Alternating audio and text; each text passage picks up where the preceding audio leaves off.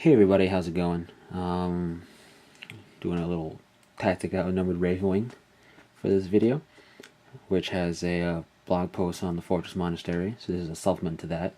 If you want things like more so on war gear differences between Ravenwing and Space Marine bikers in general, because there are differences, it'll be on there. If you want more just about war gear also that they can take, it'll be on there. Not so much like what they can take pretty standard stuff, but so yeah, so that stuff's on there. This will be more like going over certain units and some tactics. So firstly, you're gonna need the Dark Angel Codex, in case you didn't know that. Some people might not have, because Ravenwing's second company, all bikers and speeders. So fluff-wise, I mean, Games Workshop did show a painted Venerable Dreadnought in Ravenwing colors with Ravenwing symbol. So I mean, it is feasible and quite possible that they do have dreadnoughts, but the fluffy way for me to play, I would play it, and the way they've been done in the past, in their previous codex, was just bikers and speeders. So that's what we're gonna do. Samael is required to take a Ravenwing bike army, and this is him on his jet bike. He can also take a land speeder. Just real quick, he on his jet bike, he's toughness 5, immune to instant death with a massive crafted power weapon.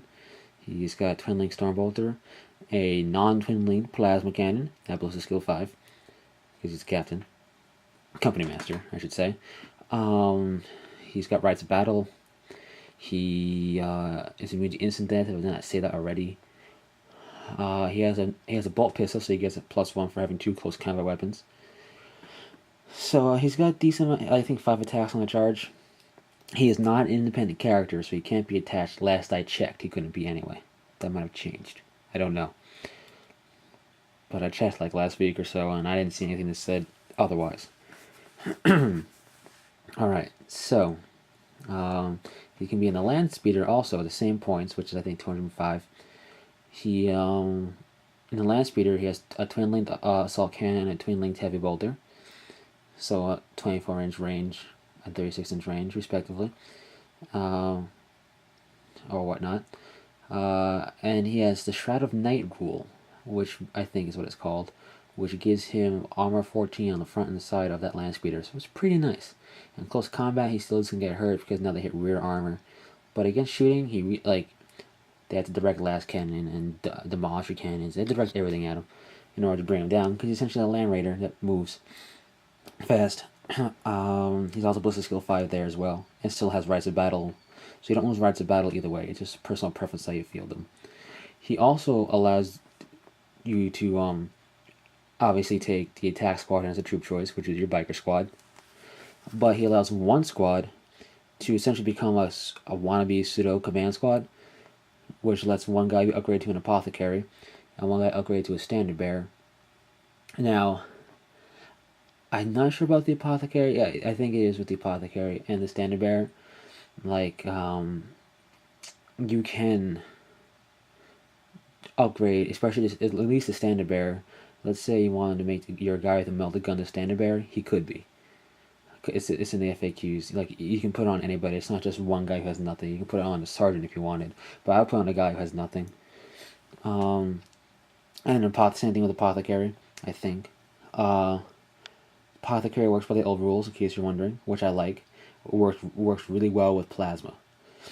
So what I would do is if I would take a plasma squad, 2 plasma guns, not a plasma pistol, just 2 plasma guns, and put the apothecary with it. You're relentless. Move 12 or move whatever, however far you want. Keep your distance. Shoot 24 inches. Pop 3 guys or make them take 2 cover saves. Potentially kill 2 Terminators unless they're assault Terminators. But at least you're forcing a lesser save. And if you get hot, whoops, by one of them, make your armor save. Fail it, doesn't matter. Apothecary eats that. So the apothecary negates it. The standard, less units reroll failed morale or printing tests. I don't know why, to be honest with you, because I understand if you're gonna run that with Battle Company, then it makes sense. But all Ravenwing are fearless. Sorry. But it also adds +1 to attack characteristics for that squad. So it becomes a little bit better in close combat should that the need arise.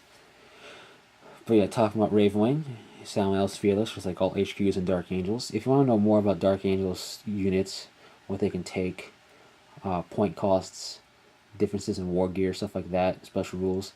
I did a Codex in-depth Dark Angels multi-part video on this YouTube channel, and you can check that out at your leisure if you wanted to. But yeah, so all Ravenwing bikers are fearless. All Ravenwing bikes, including attack bike, scout. This is great. It lets them outflank if you want, which I love doing with them. At least one squad. I only really field one squad for now, so yeah, I like doing that. They also have scout if you leave them on the board to make. They can make a scout move. Now I know 5th edition says you can turbo boost when you scout, but you also have to use the rules in your codex. And the Ravenwing, it says in the Ravenwing section of the Dark Angels Codex that they cannot turbo boost. So I would say they cannot turbo boost in their scout move, but it's still a free 12-inch scout move.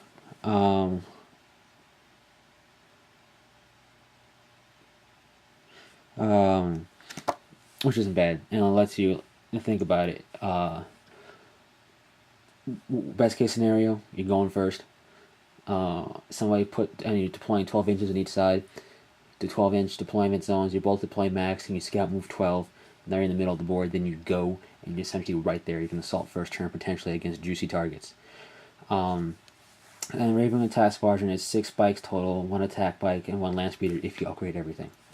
It can combat squad to 3 and 3 for bikes, and the attack bike and the land speeder are always deployed by itself. I would always take a multi when you take an attack bike because you need that high strength, low AP punch, especially against tanks. You can get in close enough. That's your only troop choice for Ravenwing. Your fast attack choice you get is the Ravenwing Support Squadron, which is always a fast attack choice, and it's your land speeder squadrons. Now, I'm not going to go into too much. They don't work the same as land speeder squadron in the Space Marine Codex, and how they don't is talked about on the Fortress Monastery blog post. So you can look at that if you want to know more. But they can go 1 to 5, so they can be bigger than normal, which is kind of cool. I like land speeders. The Ravenwing has a high potential for a lot of land speeders, which is nice. Because, fast moving, shoot a lot. Essentially, less vulnerable to bolter fire or lasgun fire. You're pretty much not vulnerable to lasgun fire at all.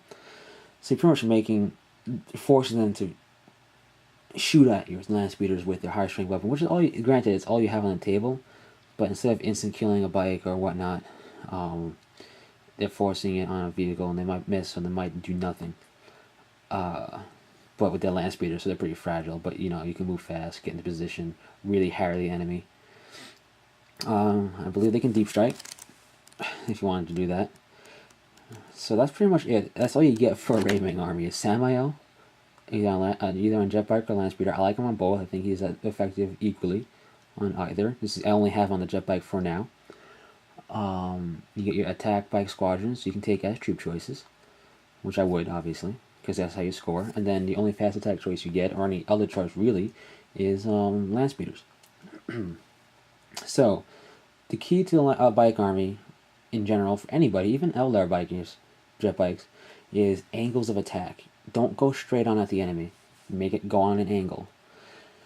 When you go on an angle, you can cover ground quicker, get across the board quicker without closing on them as far as you want. You pretty much say, okay, I want to stay within 18 inches or whatever, 20 inches. And you can do that while going on an angle. It opens up potential side armor for vehicles. It lets you shoot and potentially bypass shooting over a hedge cover. And remember, bikes are relentless, so you can lay down a lot of bolter fire, a lot of fire at max range, which is nice. So yeah, same thing with Space Marine bikers like White Scars and Ravenwing. Angles of attack are important, because remember, you're a small army, you're a fast army, and you're is semi-tough with toughness 5. But as with outnumbered armies, when you start taking losses, you're taking losses. It hurts more. Like one squad is like a fifth of your army potentially. They can go up to like say 435, and if 4 of those squads is around 1,700 points. So it's like in a 1750, that's like a fourth of your army potentially, if I did the math right, which I probably didn't. So that's it. Angles of attack, you gotta remember that. That's it for Tactica Outnumbered Supplement for Ravenwing. Next up is the Deathwing. So until I do that one, or any other video, take it easy.